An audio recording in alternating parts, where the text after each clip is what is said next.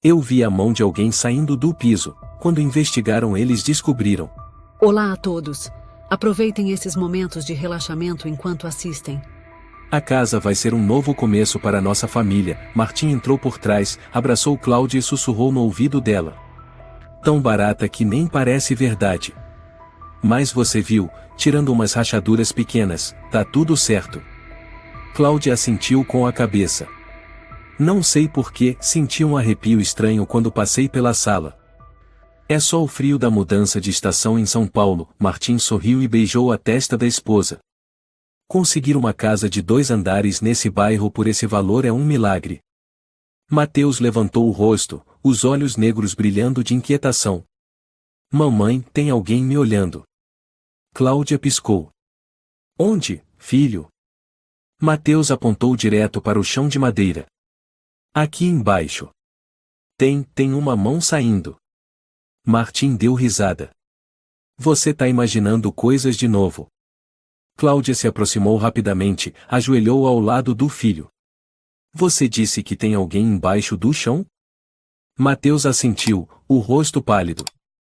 A mão era cinza, com unhas grandes, ela se mexeu. Eu fiquei com medo.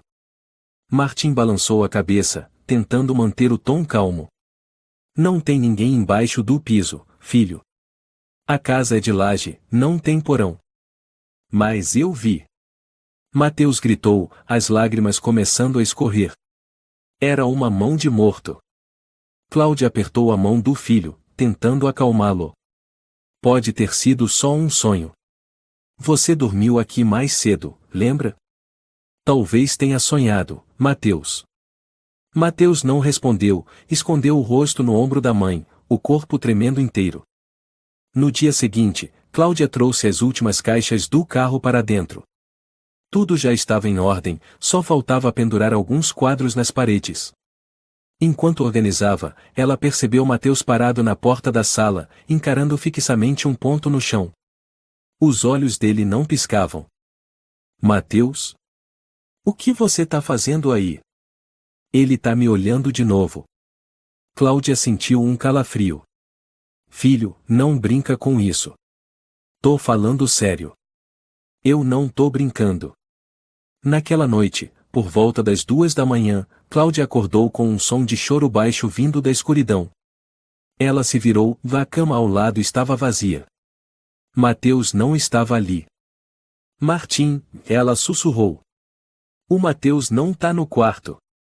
Martim se levantou num pulo e os dois correram para o corredor. Sob a luz fraca do abajur noturno, viram Mateus encolhido no meio da sala, os olhos ainda fixos no chão. Mateus! O que você tá fazendo aqui? Cláudia correu, desesperada, e abraçou o filho. Ele me chamou para levantar, bateu no chão e chorou. Bateu no chão? Martim franziu a testa. Assim Mateus ergueu a mãozinha e começou a bater no piso de madeira em ritmo lento, toque, toque, toque. Cláudia ficou imóvel. Martim olhou ao redor da sala e balançou a cabeça. O menino deve estar sonâmbulo. Não liga, amor. Não. Eu ouvi algo sim. Um som, como se alguém arranhasse. Eu tenho certeza, Martim. Nos 3 dias seguintes, tudo pareceu mais calmo, mas o ar da casa continuava estranho e pesado. Mateus ficou mais calado, passando horas olhando para o mesmo ponto do chão da sala. No sábado de manhã, receberam a visita de um velho amigo, o Sr. Luiz Ferreira, engenheiro civil aposentado, natural de Ouro Preto, que já havia trabalhado no ramo imobiliário. Luiz. Finalmente chegou. Martim cumprimentou o amigo careca, de corpo magro e pele queimada de sol. Queria que você desse uma olhada na estrutura da casa. Você tá desconfiando de alguma coisa? Luiz arqueou a sobrancelha. Pelas fotos que você mandou, eu já percebi que tinha algo errado. Ele deu a volta pela casa, batendo levemente nas paredes, analisando os encaixes. Ao entrar na sala, parou mais do que o normal. Luiz se abaixou e bateu algumas vezes no chão. Quando chegou perto do centro da sala, o som ficou mais abafado e oco. Essa lajota aqui tá diferente das outras, Luiz comentou, apontando para uma cerâmica com a quina lascada. Pode ter algo escavado embaixo ou algum espaço vazio. Martim se ajoelhou e raspou a poeira da fresta com a unha. Franziu o senho. Tem um sulco fino, tipo linha de tampa de alçapão. Luiz assentiu. Já vi isso quando escondem um compartimento no piso. Mas no Brasil, esconder porão em casa é ilegal sem autorização na planta. Vocês têm essa documentação? Martim engasgou. A gente comprou pela corretora, conferiu a escritura, mas ninguém falou de porão. Posso tirar uma cerâmica para ver? Luiz perguntou. Faça isso, Cláudia respondeu sem hesitar. Eu preciso saber o que tem aí embaixo. Luiz pegou as ferramentas da maleta. Após algumas marteladas, a cerâmica se soltou, revelando uma fenda escura por baixo. Um cheiro podre subiu forte. Preciso de uma lanterna, disse Luiz. Martim entregou. Luiz iluminou o buraco. Um espaço escuro sem fundo visível. Só dava para ver paredes de tijolo úmidas, com limo e teias de aranha. Um duto de ventilação antigo? Luiz murmurou. Ou um porão esquecido. Mateus se escondia atrás da mãe, pálido. Eu falei, tem alguém aí embaixo. Martim se virou bruscamente. Para com isso, Mateus. Mas Cláudia já não conseguia ignorar. O olhar dela se fixava no buraco escuro, como se fosse sugada. O cheiro de morte, o frio cortante e aquele calafrio subindo pela espinha. Não era ilusão. Luiz balançou a cabeça. Recomendo selar isso por hoje.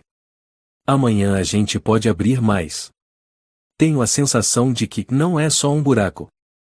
Naquela noite, Cláudia sonhou com um cômodo escuro, 4 paredes imundas, som de água pingando. No sonho, ela viu Mateus no meio da sala, abaixado, estendendo a mão.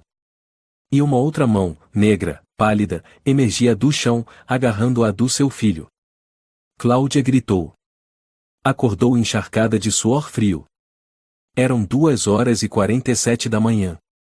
Do chão da sala, soaram 3 batidas. Toque, toque, toque. Na manhã seguinte, Cláudia não era mais a mesma. Olhos fundos de insônia, passos lentos na cozinha. Servia café com a mão ainda trêmula. Martim baixou o jornal. Teve outro sonho?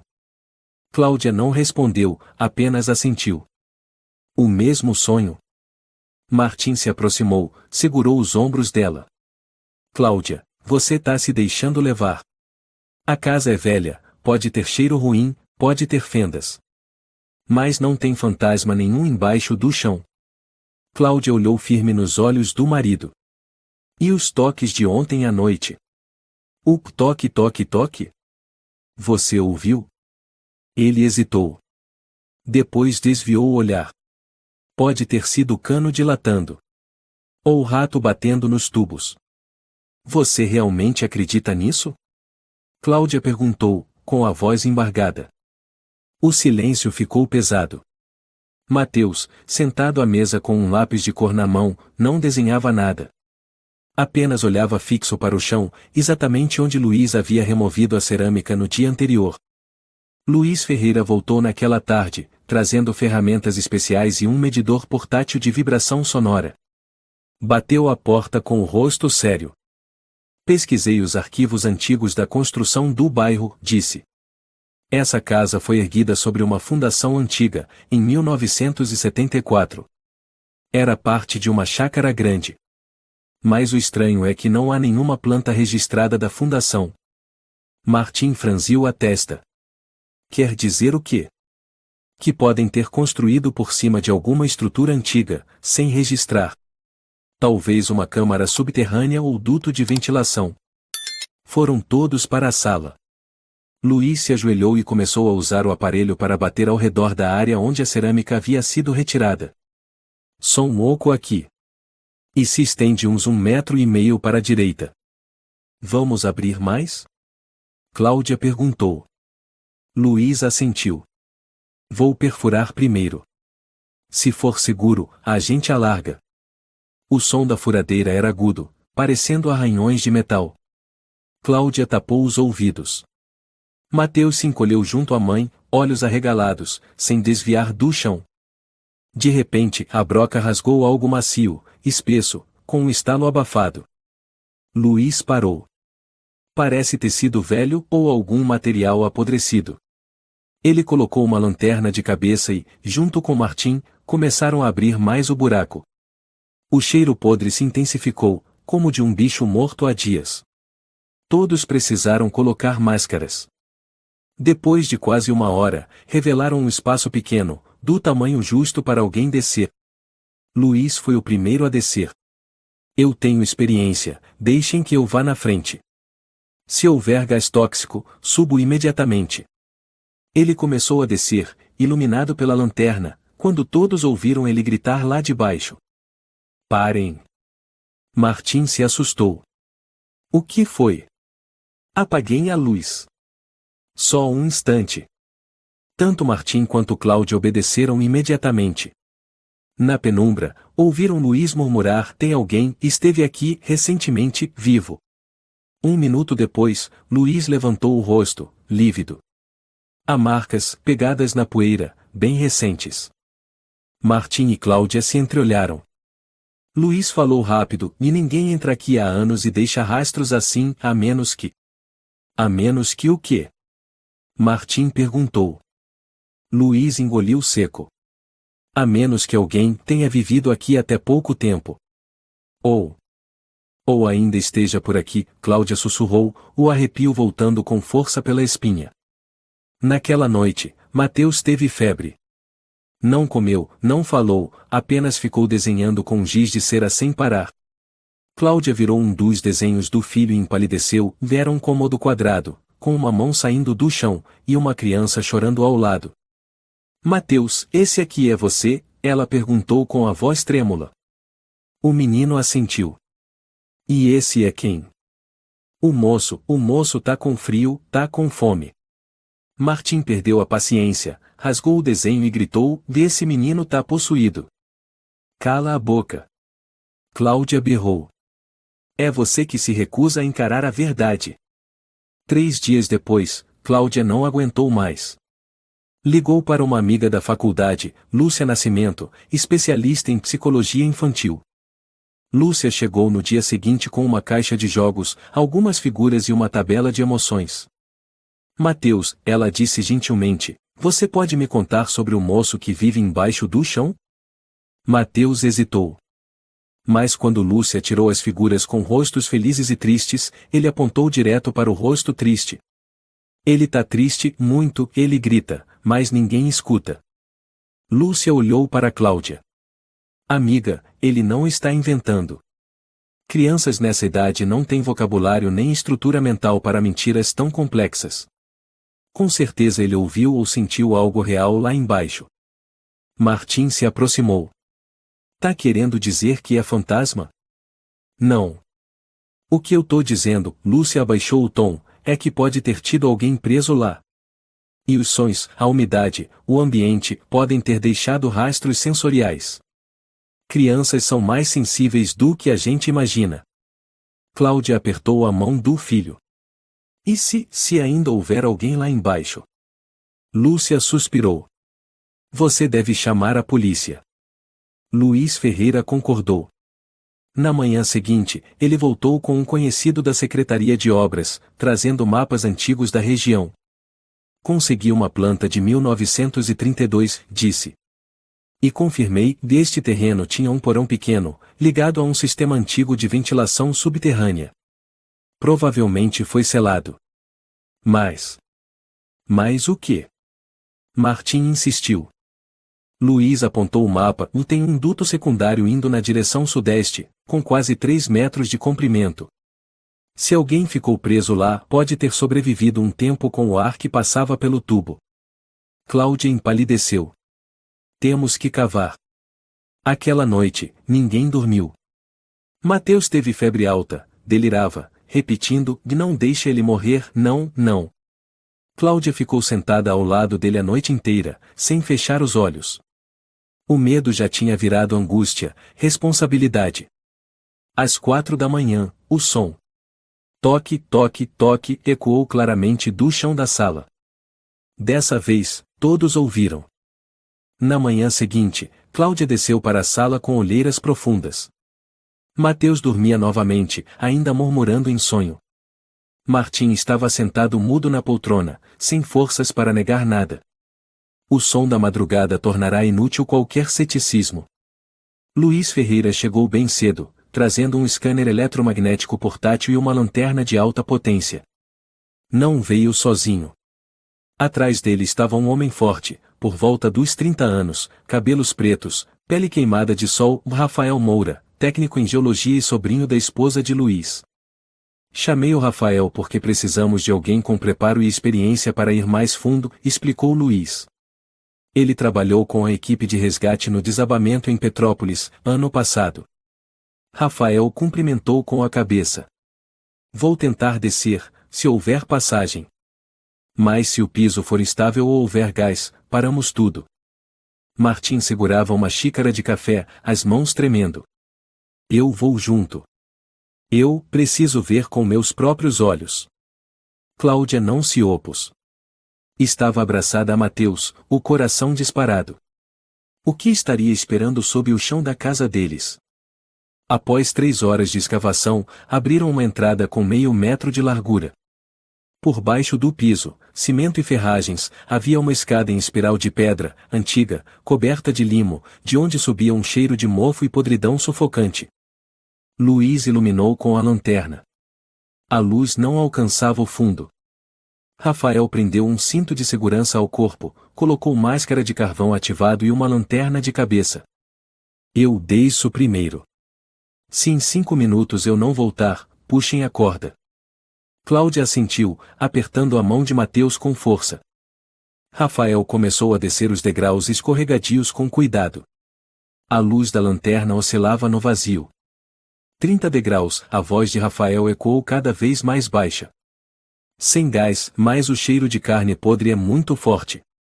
O silêncio se estendeu por quase 1 minuto. Então Rafael disse, tem uma sala baixa, o teto tem cerca de 1,5 metros, parede de tijolo velho e, espera aí. A voz de Rafael falhou. Um silêncio estranho tomou conta. Cláudia gritou, Rafael. Depois de alguns segundos, a voz dele retornou, trêmula, tem alguém aqui. Luiz arregalou os olhos. Vivo? Respirando, fraco. Martim e Luiz correram para puxar a corda, mas Rafael disse, esperem. Vou ajudá-lo a subir. Demorou mais de 10 minutos até Rafael surgir com uma figura magra ao lado da entrada. Cláudia não conteve o soluço ao ver um senhor de cabelos brancos, o corpo reduzido a pele e osso, roupas rasgadas, os olhos arregalados e opacos como vidro quebrado, respirando em ofegos curtos e partidos. Martim virou o rosto e vomitou quando Rafael colocou o velho no meio da sala. O corpo era tão magro que as costelas pareciam espinhos. O cheiro de decomposição parcial da pele deixava todos tontos. Ele ainda está vivo, Rafael disse, a voz embargada. Mas por sorte. Havia um duto de ventilação pequeno, passava ar suficiente. Ele bebeu a água da condensação nas paredes e comeu algum tipo de mofo ou musgo. Luiz ajoelhou tremendo ao lado dele. Meu Deus, quem faria uma coisa dessas? Cláudia chorava, cobrindo o rosto com as mãos. Mateus se aproximou em silêncio, e entregou ao velho um copo de água que ele já tinha preparado como se estivesse esperando por esse momento. O velho murmurou, voz rouca e quase incompreensível, não tinha luz, eu com frio, com fome. A polícia foi chamada imediatamente. Chegaram em 10 minutos um oficial chamado André Lacerda e uma inspetora de cabelo curto e expressão severa, inspetora Soares. Soares desceu até o porão, anotando tudo, fotografando cada detalhe. Quem era o antigo proprietário? Martim vasculhou os bolsos, tirou o contrato. Compramos por meio de uma imobiliária. O nome no registro era Ricardo Alves, mas já tinha passado por pelo menos 3 donos antes. Soares franziu a testa. E os registros de construção? Luiz entregou uma cópia da planta. Sou engenheiro aposentado. Esse porão não aparece em nenhum documento oficial. Soares encarou Martim.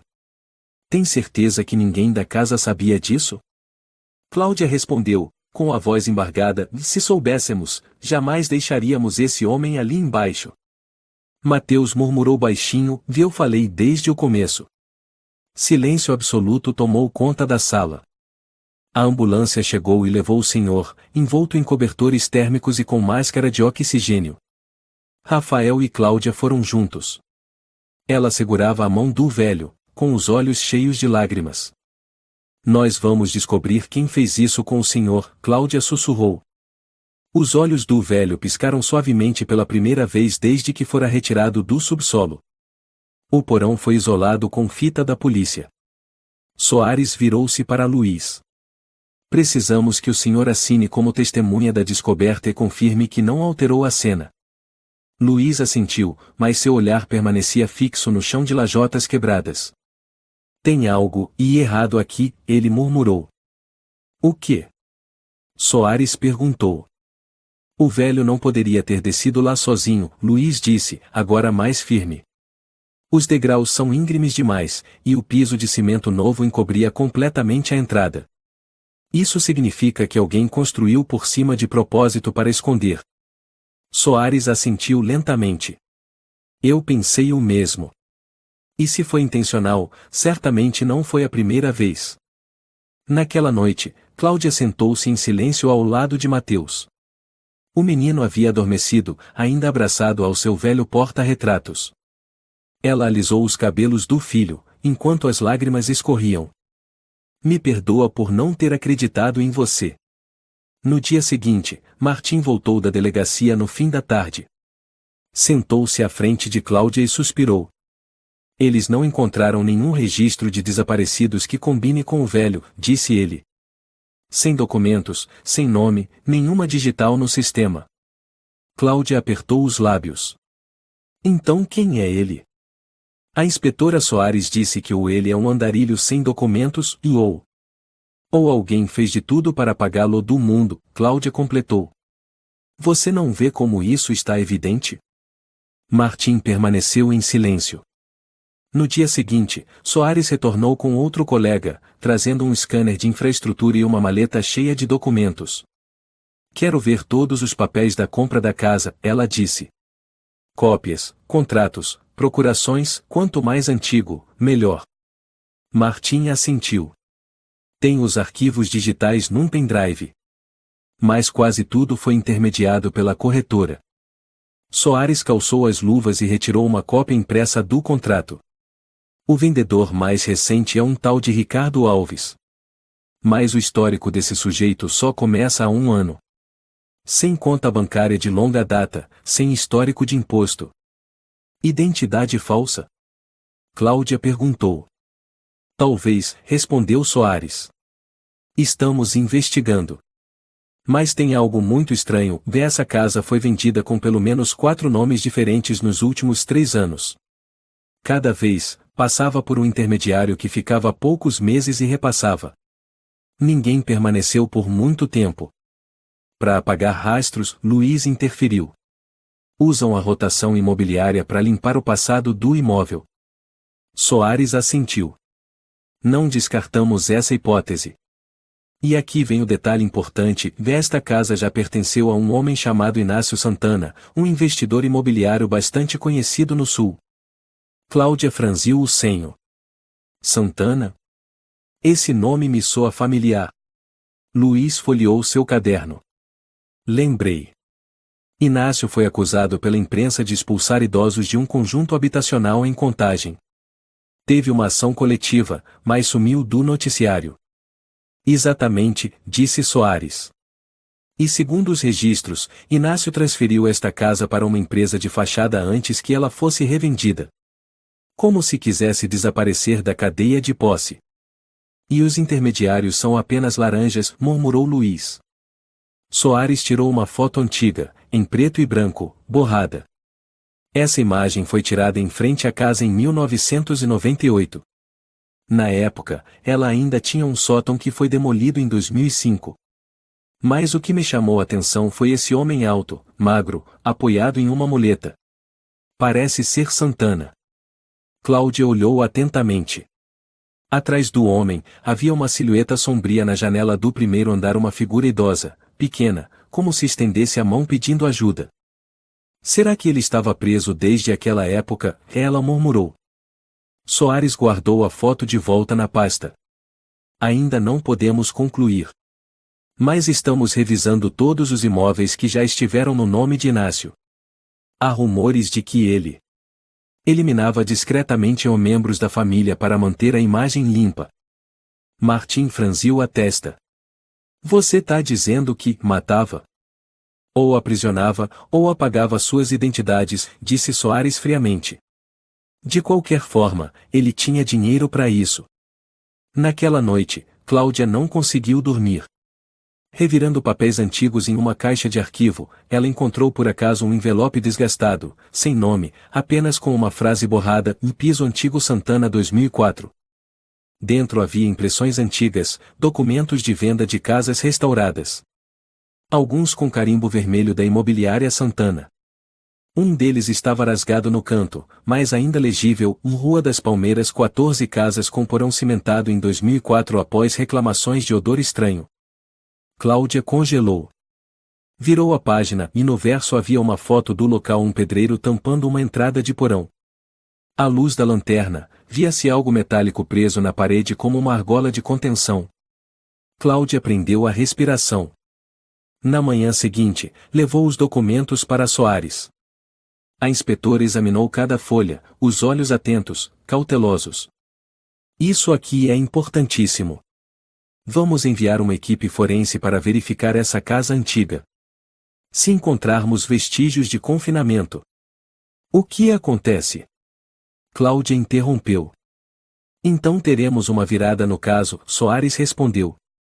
Podemos indiciar Santana não apenas pelo velho que você encontrou, mas também por crimes que ainda estão encobertos. À tarde, Mateus voltou a desenhar. Desta vez, retratou uma sala quadrada com 3 figuras sombrias, sem rosto, presas em um canto. Uma porta selada com cimento fechava o ambiente. Soares ligou para Cláudia naquela noite. Sua voz estava agitada. Encontramos a casa da Rua das Palmeiras. Há concreto recente no piso. A equipe forense está perfurando agora. E aí? Cláudia quase não respirava. Achamos. Soares fez uma pausa. Há marcas de algemas, cordas enferrujadas. E uma mancha de sangue seca, profunda. Cláudia apertou o telefone contra o rosto, sentindo o corpo inteiro gelar. Alguém esteve preso lá, Soares concluiu. Talvez mais de uma pessoa.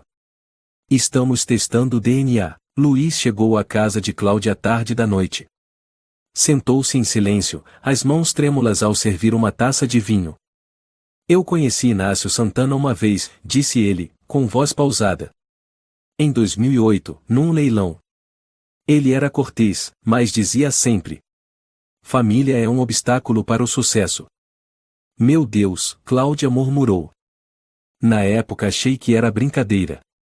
Mas agora, lembro do olhar dele ao dizer isso. Luiz encarou o fundo da taça, sem beber, como se ali visse o fundo do porão. 3 dias depois que a casa da Rua das Palmeiras teve o cimento removido, o laudo forense chegou às mãos da inspetora Soares. Sentada à mesa, ela leu cada linha com o rosto cada vez mais tenso. A mancha de sangue encontrada na parede continha DNA compatível com uma mulher desaparecida em 2010, Helena Ribeiro, 32 anos. Soares ligou imediatamente para Cláudia. Confirmamos, uma das casas que já estiveram no nome de Inácio tem vestígios do sangue de uma desaparecida. A mulher era declarada com transtornos mentais, morava com a mãe, depois sumiu sem deixar rastros. Alguém investigou na época? Cláudia perguntou, com voz seca. Nada relevante. A família registrou como fuga voluntária. A polícia não avançou porque registros indicavam que o testemunho de pessoas com distúrbios não tinha valor. Meu Deus, Cláudia sussurrou. Mais uma vítima vulnerável. Exato. Suspeitamos que Inácio Santana escolhia pessoas que ninguém procuraria ou que ninguém tinha condições de procurar. Na manhã seguinte, Luiz Ferreira apareceu em sua casa, pálido. Acho que sei de mais uma casa, disse ele. Martim se levantou de imediato. O quê? Quando eu ainda trabalhava como engenheiro, fui contratado para avaliar uma mansão nos arredores de Nova Friburgo. Era 2013. O cliente se chamava Inácio, mas usava documentos em nome de Guilherme Tavares. Lembro bem porque ele queria demolir o antigo porão e construir um novo, mas não obteve autorização. Luiz puxou uma planta antiga, bordas rasgadas, papel amarelado. Aqui, a planta que guardei. Desenhei à mão o porão antes da demolição. Havia uma sala pequena sem janelas, 3 metros de profundidade. Achei estranho porque as paredes eram reforçadas como cela. Quando perguntei, Inácio disse que era para guardar vinhos finos no ponto. Cláudia se arrepiou. Essa casa ainda existe? Ela perguntou. Não sei. Mas se procurarmos registros de construção com o nome Tavares em 2013, em Nova Friburgo, talvez consigamos localizá-la. Soares entregou as informações ao setor jurídico. 2 dias depois, veio a resposta. Endereço: Rua do Olmo, número 8, Nova Friburgo. Abandonada desde 2015 após uma disputa de posse. A polícia solicitou imediatamente um mandado de busca. Cláudia, Luiz e Soares acompanharam a equipe de investigação. A mansão estava em um terreno amplo, com mato alto por todos os lados, musgo cobrindo as paredes. O portão de ferro rangia quando se abria. Soares calçou as luvas e foi a primeira a entrar. O interior da casa estava coberto de poeira, mas ainda era possível ver marcas tênues de pegadas antigas. O porão foi encontrado quase 1 hora depois, graças a uma tábua solta no piso. Mais uma vez, como na casa de Cláudia, havia uma escada antiga que levava ao fundo de um abismo escuro. Dessa vez, Soares desceu primeiro, seguida por 2 oficiais e um perito criminal. Cláudia permaneceu à beira da abertura, apertando o casaco contra o corpo. Luiz sussurrou: que não haja nada, mas que haja alguma coisa. Pelo menos a verdade. 10 minutos depois, Soares emergiu. Seu rosto estava branco como cera. Encontramos um cômodo pequeno, disse ela. Com algemas presas na parede. E... Ela parou. Cláudia prendeu a respiração. Um desenho infantil, feito com giz de cera, ainda colado na parede. Assinado, Estevão, 7 anos. Meu Deus, Cláudia soltou o ar, caindo de joelhos. Não há corpo. Mas a parede tem marcas de unhas, o reboco está descascado. Como se alguém tivesse tentado sair dali. Naquela noite, Soares sentou-se com Cláudia na sala de estar. O alçapão da casa agora estava coberto por uma estrutura de aço e madeira. Diante de Cláudia, ela colocou uma nova pasta de documentos. Cláudia, preciso que você veja isso. Este é um resumo dos dados entre 2006 e 2015. Temos pelo menos 3 casos de desaparecimento com ligação indireta a imóveis registrados em nome de Inácio ou de empresas relacionadas. Ela abriu o primeiro dossiê. 1. Helena Ribeiro, mulher, 32 anos. Desaparecida em 2010. Histórico de transtornos mentais. Vivia com a mãe. Vista pela última vez nas proximidades de um imóvel da Santana Real Estate. 2. Estevão Nunes, menino, 7 anos. Desaparecido em 2013. Se perdeu em um parque perto da Rua do Olmo. Os pais haviam alugado a casa dias antes de deixarem São Paulo. 3. Sérgio Santos, homem, 24 anos. Encanador. Desaparecido em 2015 após fazer um serviço na casa número 8, Nova Friburgo. Nunca voltou. Cláudia ficou imóvel. Todos foram engolidos pelas casas de Inácio. Sim. E todos têm algo em comum e ninguém levou os casos adiante. Uma mulher considerada louca, uma criança dita como vítima de acidente, e um jovem sem familiares que denunciassem o sumiço. Soares levantou os olhos, sua voz fria como gelo. A essa altura, não acredito mais em coincidências. Luiz retornou com uma última informação que gelou a todos. Falei com um conhecido do cartório civil. Inácio declarou ter um pai chamado Simão Santana, nascido em 1942. Mas desde 2001, esse homem não aparece em registro algum, sem imposto, sem atendimento médico, sem certidão de óbito. Cláudia congelou. Simão. O mesmo nome do senhor que vocês encontraram no porão, disse Luiz. Soares se levantou de súbito. Se for ele mesmo. Inácio prendeu o próprio pai.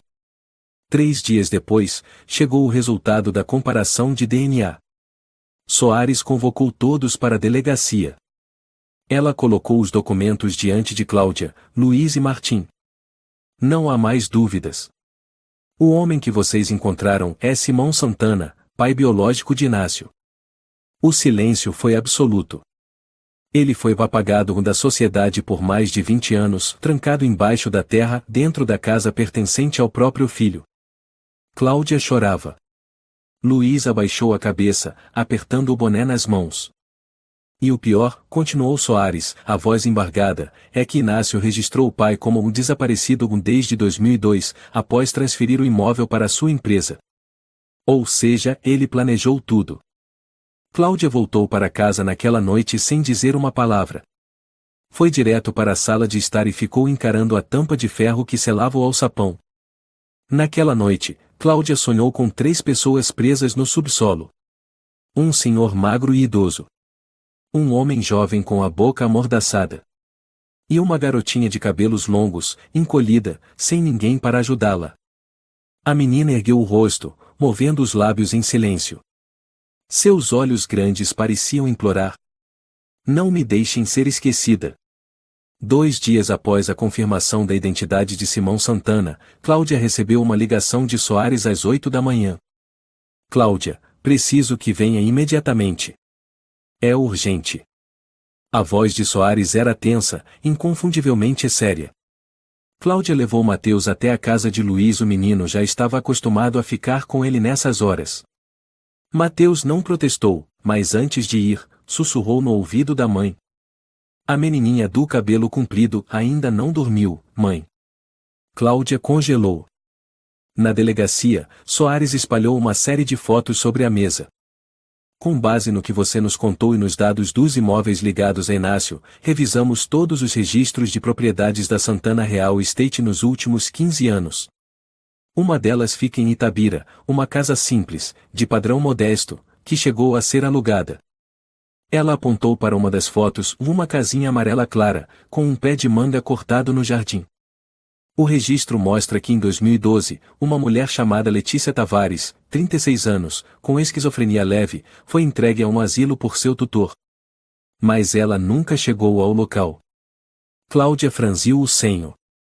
Quer dizer que ela sumiu no caminho? Exatamente.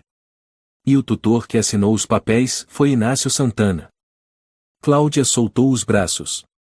De novo ele. Soares prosseguiu, quando chegamos à casa, por fora não havia nada anormal. Mas ao cavar sob o banheiro onde foi feita uma reforma no encanamento encontramos uma estrutura de concreto, do tamanho de um poço. Ela mostrou uma foto. Lá dentro havia uma estrutura de ferro com argolas, cordas podres e um retalho de tecido floral, como de uma camisola feminina de meia-idade. Cheiro de decomposição? Cláudia perguntou, a boca seca. Soares assentiu. Sem corpo. Mas havia arranhões nas paredes e manchas secas de sangue. A perícia está fazendo a análise de DNA. Cláudia mordeu os lábios. Quantas vítimas mais? Soares não respondeu. Em vez disso, tirou outro dossiê. Este é sobre Samuel Galvão, engenheiro elétrico, 26 anos. Em 2017, foi contratado para revisar o sistema elétrico de uma casa em Londrina, o quarto imóvel com ligação a Inácio. 2 semanas depois, desapareceu. Ninguém investigou, pois os pais dele moram no Canadá e não houve denúncia formal internacional. Então, e a voz de Cláudia falhou, ele também sumiu do mapa? Soares ficou em silêncio. Em seguida, mostrou uma foto.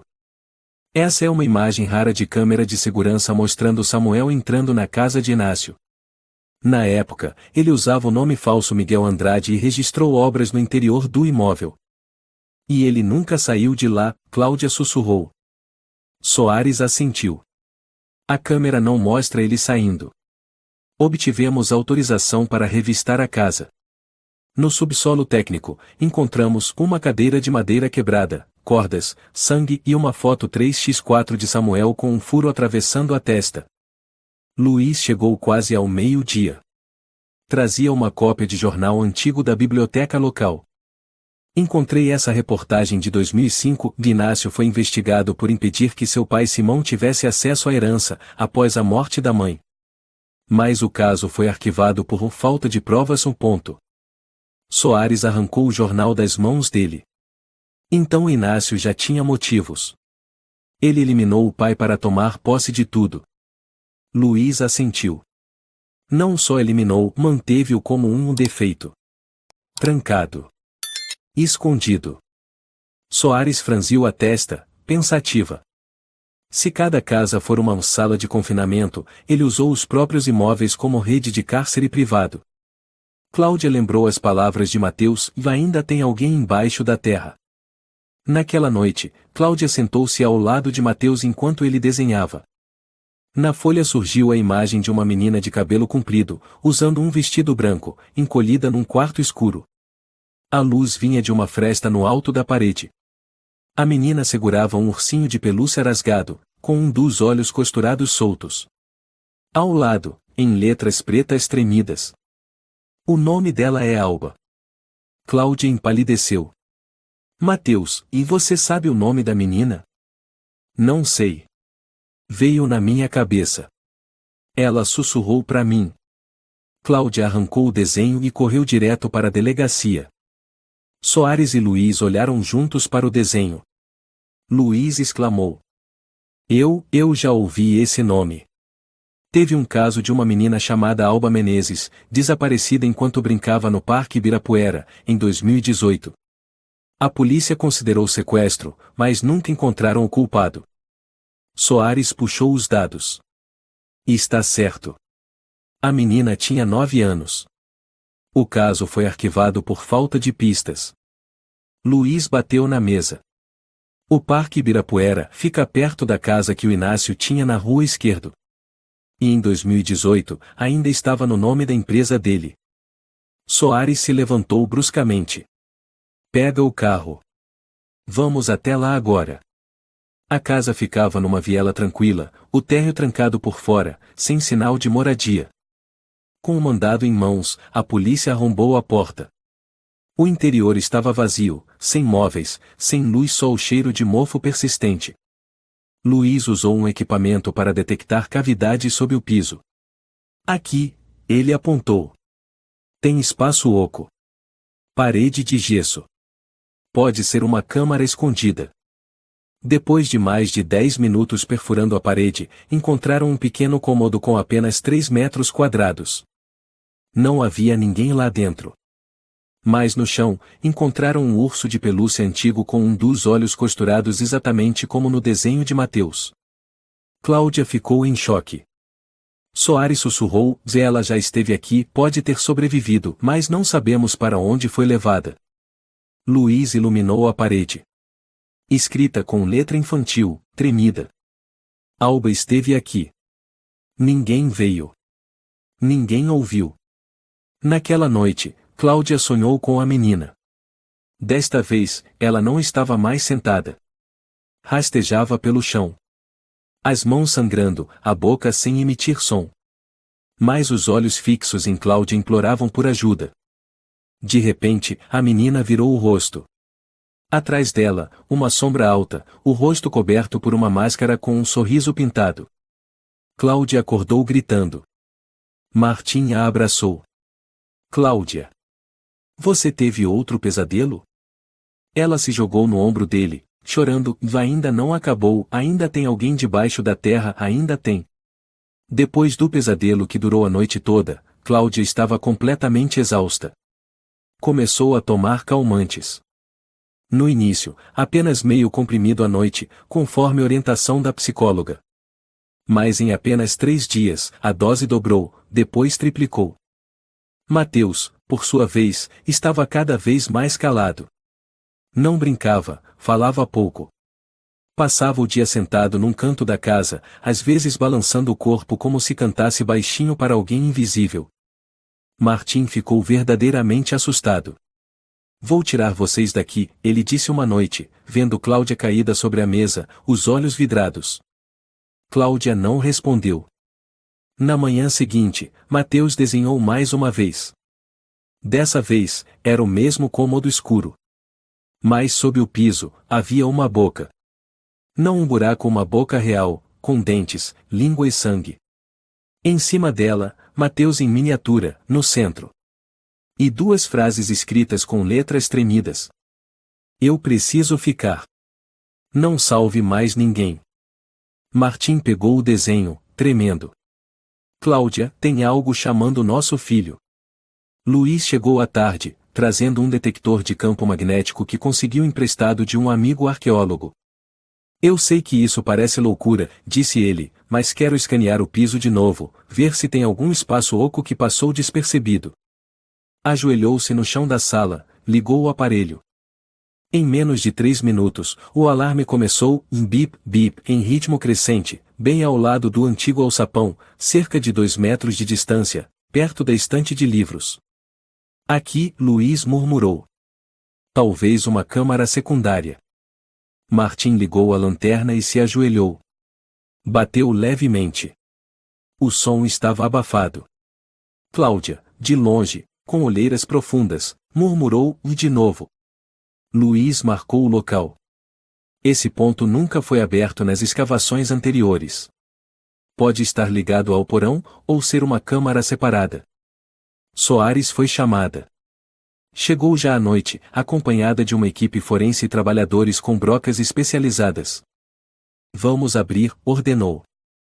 O som do equipamento preencheu a sala, poeira fina voava por toda parte. Cláudia abraçou Mateus, os 2 encolhidos perto da escada. Luiz lhe ofereceu uma máscara, mas ela não usou. Parecia indiferente a tudo. Depois de quase 2 horas, surgiu uma abertura.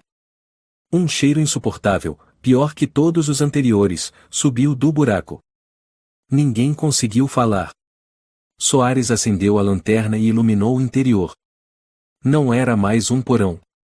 Era um cômodo fechado, totalmente lacrado, sem saída. Ali, enrolado num tecido plástico apodrecido, havia um corpo encolhido, o rosto irreconhecível pela decomposição. Os braços amarrados nas costas com cordas antigas. O perito forense se aproximou, aparentemente, é uma mulher. O corpo está em decomposição há mais de 8 anos. Precisamos remover e analisar. Cláudia chorou. É a menina do desenho, é a Alba. Mateus sussurrou, não. Não é ela. É outra pessoa. Luiz desviou o olhar. Soares permaneceu imóvel, sem expressão, mas com as mãos cerradas. 3 dias depois, o laudo preliminar foi divulgado. A vítima era do sexo feminino, entre 20 e 25 anos, cabelos longos e castanhos, cerca de 1,55 metros de altura. Nenhum DNA compatível no Banco Nacional. Sem nome. Sem documentos. Ninguém deu falta.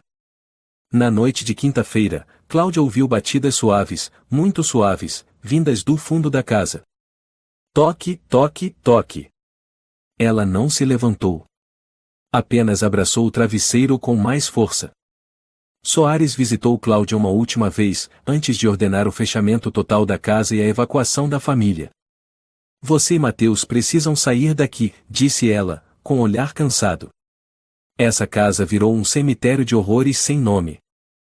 E o Inácio? Cláudia perguntou. Soares suspirou. Ele está sendo procurado internacionalmente.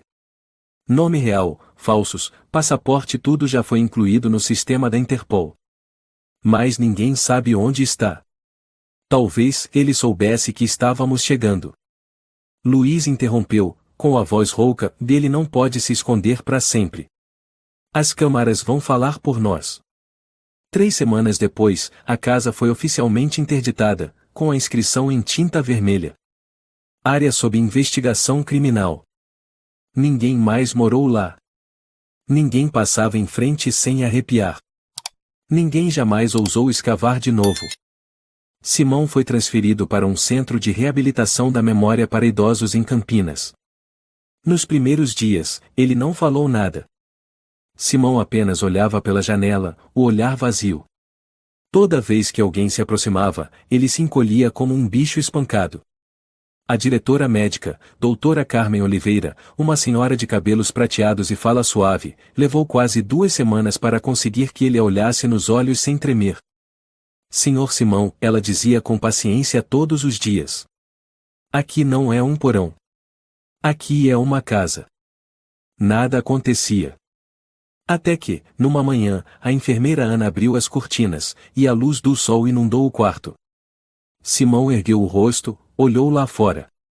A mão dele se estendeu, trêmula, como se tocasse a luz pela primeira vez em anos.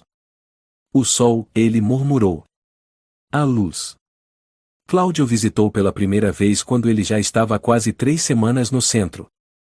Mateus foi junto, carregando firme seu quadro desenhado.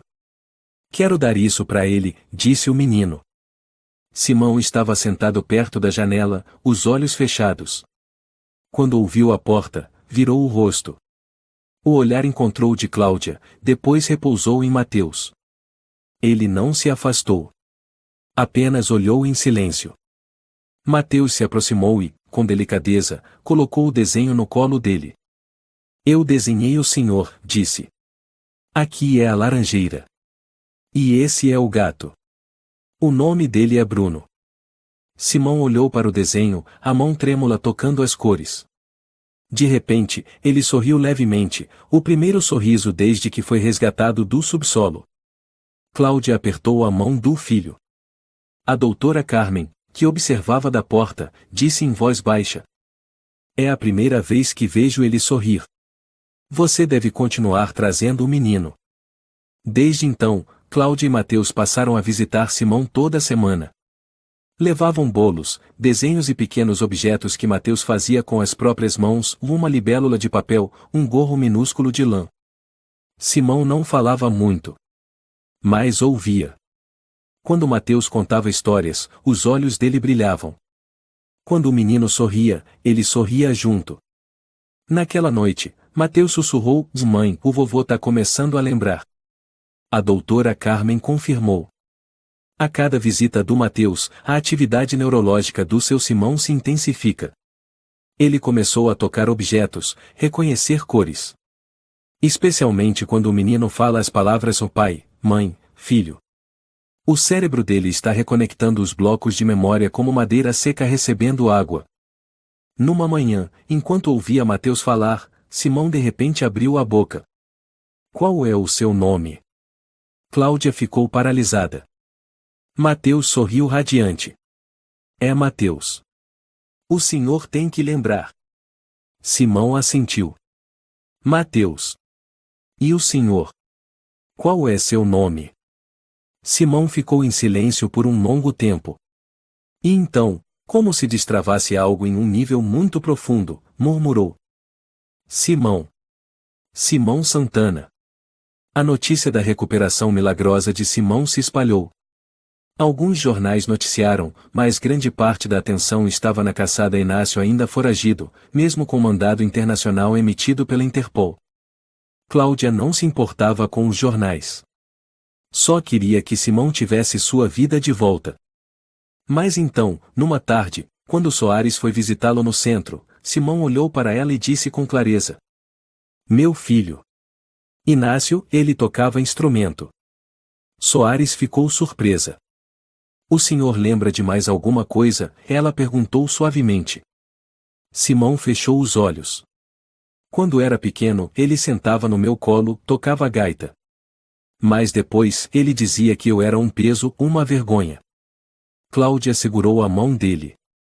Simão abriu os olhos e olhou para ela. Mas você não é como ele. Você é quem abriu a porta. A partir desse dia, Simão passou a falar mais, embora de forma desconexa. Contou sobre sua infância, sobre a esposa, sobre as noites em que comiam peixe frito com batatas, sobre Inácio ainda pequeno, rindo alto quando ele o empurrava no balanço do parque. No começo de outubro, Soares chegou à casa de Cláudia com uma notícia urgente. Inácio foi preso no Paraguai. Estava com passaporte falso, tentando embarcar num iate para a Europa. Martim se levantou num salto. É sério? Soares confirmou. A polícia de fronteira o reconheceu pela foto no mandado. Ele não resistiu. Mas está completamente calado. Cláudia murmurou, porque ele sabe que acabou. Ele será extraditado para São Paulo em até 3 dias, disse Soares. O promotor já está preparando a denúncia com mais de 6 acusações. Se as provas dos locais forem aceitas, prisão perpétua é quase certa. Mateus, ao ouvir a notícia, disse apenas: quero que o vovô Simão saiba disso. O Tribunal de Justiça de São Paulo estava lotado naquela manhã. O julgamento de Inácio Santana foi aberto ao público, com 3 acusações principais: cárcere privado, maus tratos aparente e lesão corporal com resultado de morte. Outras acusações estavam em investigação separada. Só o processo atual tinha quase 300 páginas. Inácio foi conduzido à sala usando terno cinza claro, cabelos grisalhos, mas com olhar frio e absoluto silêncio. Não olhou para ninguém, não respondeu a nada, apenas assinou a ficha de identificação e se sentou. Cláudia estava na primeira fileira, ao lado de Soares e Luiz. Nenhum dos 3 disse palavra enquanto o promotor lia a acusação em tom firme. O réu manteve seu próprio pai, Simão Santana, trancado num porão sem luz por 21 anos. Além disso, em imóveis registrados em seu nome, foram encontrados outros 3 locais com evidências de vítimas amarradas, enterradas sob cimento, com vestígios de DNA de pessoas desaparecidas. Ninguém se mexia. Todos os olhares estavam em Inácio, imóvel como uma estátua. A defesa pediu adiamento por indícios de instabilidade mental. Mas a promotoria rebateu de imediato. O réu está lúcido, plenamente capaz de responder por seus atos e agiu com premeditação, ocultando provas e usando identidades falsas. Não é doença, é frieza e cálculo. O júri assentiu. O veredito saiu após 8 dias de julgamento. Inácio Santana foi condenado à prisão perpétua, sem direito a indulto, com regime de segurança máxima por representar risco extremo a terceiros. O tribunal registrou que esse foi um dos raros casos em que o crime não teve motivação financeira, mas sim obsessão por controle, tratando seres humanos como defeitos que precisavam ser escondidos. A sentença foi recebida com aplausos estrondosos. Soares recostou na cadeira, os olhos marejados. Luiz apertou a mão velha com força. Cláudia permaneceu em silêncio. 3 dias depois, Mateus foi convidado a participar de um programa de TV ao vivo, como símbolo de lucidez diante do silêncio. O programa se chamava E Aqueles que Viram o que os Adultos Não Quiseram Ver. A apresentadora, uma mulher loira famosa, se abaixou e perguntou: Mateus, você foi o primeiro a dizer que havia uma mão saindo do chão. Você sentiu medo? Mateus assentiu. Na hora, sim. Mas depois eu entendi que ter medo não quer dizer que a gente esteja errado. Só quer dizer que ninguém quis ouvir. O estúdio inteiro ficou em silêncio. A apresentadora sorriu: hoje, todos te ouviram. E você salvou uma vida. Quer dizer algo às outras crianças? Mateus pensou um instante e respondeu com clareza: se alguém lá embaixo estiver chamando, escute. Eles não são fantasmas. Só foram esquecidos. O auditório inteiro aplaudiu, muitos com lágrimas nos olhos.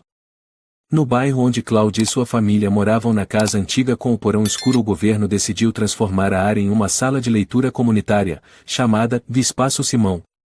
Na inauguração estavam presentes Simão, agora saudável, em cadeira de rodas, mas com olhos vivos, Mateus, Cláudia, Luiz, Soares e a doutora Carmen. Uma pequena placa de bronze foi afixada na parede, com os dizeres: ninguém merece ser esquecido. Ninguém deve ser escondido. Ninguém nasce para ser enterrado vivo. Mateus. Simão chorou ao tocar a placa. Mateus sussurrou em seu ouvido: agora é o Senhor quem conta a história. Não é mais o que foi silenciado. Um ano depois, o Sistema Jurídico e de Saúde do Brasil aprovou uma nova legislação chamada Lei Santana, com os seguintes objetivos: intensificar a fiscalização sobre imóveis abandonados e transações imobiliárias suspeitas. Tornar obrigatória a avaliação médica de idosos que vivem sob tutela de familiares, especialmente em casos de histórico de disputas por herança. Criar uma unidade especial de investigação para vítimas ocultas, unindo forças policiais, psicólogos e agentes de saúde pública. A lei nasceu a partir do caso Inácio, graças ao esforço incansável de Cláudia, Luiz, principalmente, da inspetora Soares, que nunca ignorou nenhum indício. No inverno seguinte, Mateus foi escolhido para discursar no colégio durante a cerimônia do Coração Infantil. Ele ficou em pé no pátio da escola, o vento bagunçando seus cabelos, a voz firme. Eu não sou um herói. Eu só era uma criança que ouviu um som vindo do chão. Mas se eu não tivesse falado, se minha mãe não tivesse acreditado, se a inspetora Soares não tivesse investigado, se o Sr. Luiz não tivesse cavado, não teria havido luz nenhuma. O pátio permaneceu em silêncio. Mateus abaixou a cabeça e concluiu: eu acredito que, se a gente olhar pro chão tempo suficiente, de verdade toda escuridão acaba tendo um nome. Cláudia estava ao lado de Simão enquanto ouvia o filho. Ela segurou a mão dele, emocionada. De uma mãe prestes a desabar, ela percorreu uma jornada até reencontrar a paz. Soares se aproximou e sussurrou: seu filho acabou de dizer o que milhares de pessoas gostariam de gritar. Cláudia sorriu: meu filho não salvou o mundo. Ele só não ficou calado. Essa história nos lembra que a verdade nunca dorme. E que o coração de uma criança pode iluminar até os cantos mais escuros. Quando os adultos escolhem o silêncio ou viram o rosto, uma criança teve coragem de falar, e por isso, uma vida foi salva, a justiça foi feita. A maior lição de todas: e ninguém merece ser esquecido, mesmo que seja frágil, velho ou imperfeito. Ouvir, acreditar e agir, às vezes, só isso já basta para mudar um destino. Se você gostou desta história, convidamos você a dar um like e se inscrever em nosso canal. Seu apoio nos motiva a continuar trazendo histórias comoventes quase todos os dias. Estamos muito agradecidos pelo seu apoio. Até breve.